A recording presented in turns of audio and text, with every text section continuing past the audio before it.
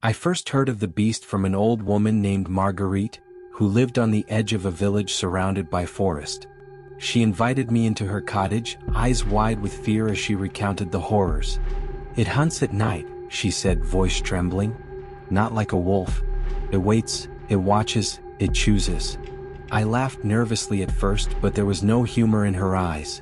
She told me of children taken from their beds, of men disappearing in the forest, and of hunters who returned with stories that made them shake for months.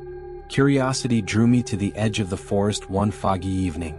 The sun had vanished behind thick clouds, and mist lay heavy over the undergrowth. Every snapping twig sounded like a gunshot, every rustle of leaves a warning. I felt eyes on me before I saw them, though I did not know what I was seeing yet. A low growl echoed through the trees. I froze, heart hammering. The air grew thick, almost suffocating, and the hairs on the back of my neck rose. Then I saw it, two amber eyes gleaming from the darkness. Its body was massive, shadowed, almost impossible to discern fully through the fog. The growl rose into a snarl and I stumbled back, terror rooting me in place. I fled, crashing through underbrush, the beast following silently, each step measured, deliberate. I could feel it assessing me, tracking my panic. When I finally reached the edge of the village, breath ragged, villagers stared in horror. Some had seen it pass between the trees like a living nightmare, its eyes glowing faintly in the fog. Over the next weeks, I spoke with hunters who had tried and failed to track the beast. One old man named Henri leaned close and whispered, "I have followed it for nights. I've seen it crouch, waiting, watching. It is not a wolf. It is clever. And it does not forget." He shivered as he spoke, staring into the dark corners of his hut.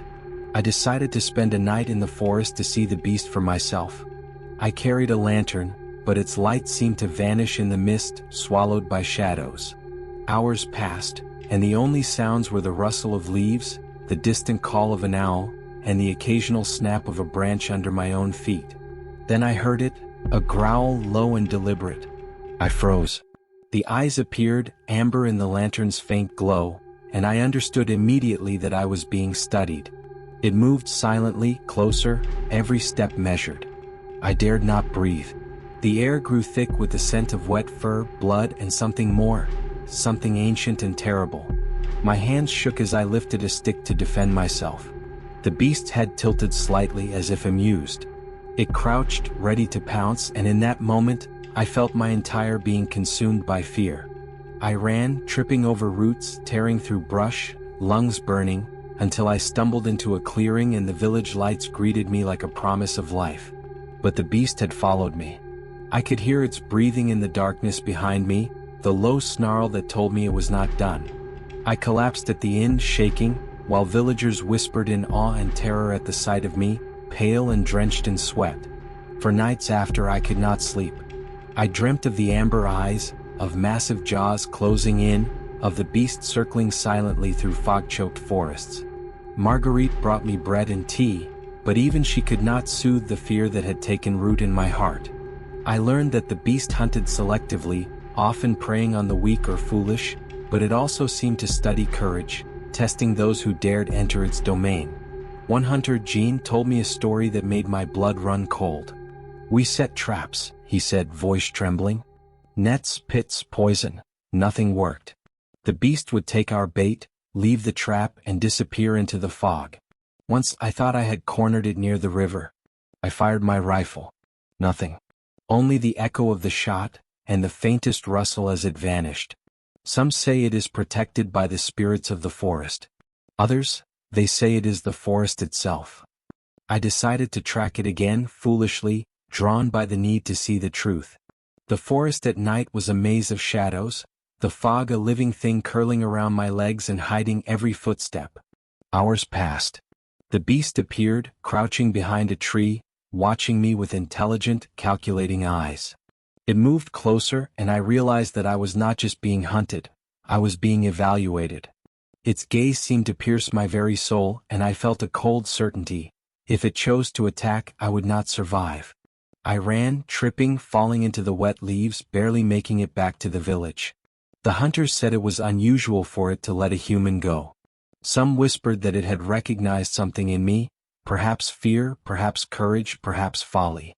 In the weeks that followed, I spoke with villagers and survivors. Some had fled the region, leaving homes abandoned. Others had armed themselves with every weapon they could find. But the beast continued to stalk the forests. I spent nights listening to the wind, hearing distant howls that seemed to echo through the trees, always faint, always just out of reach. It was not until much later that I learned the full extent of the terror. Reports said it killed dozens of people, leaving bodies torn and mangled, never touched by other beasts.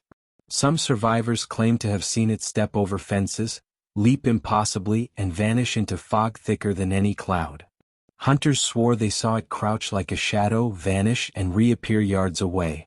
Its cunning and patience were unmatched. Even now, when I hear a distant howl in the night, I feel the presence of the beast. Its eyes gleam in my memory, amber and intelligent, tracking me through the mist, reminding me that the forests of Gévaudan are not tame, and that some creatures, older, wiser, hungrier than men, do not forgive. The villagers learned to leave offerings at the edge of the forest, bones, scraps of food, sometimes coins, in hopes of appeasing it. But the beast waits, always silently, watching, calculating, choosing. And should you ever wander those woods alone, remember what I have told you. The beast of Gévaudan is not just a tale to frighten children.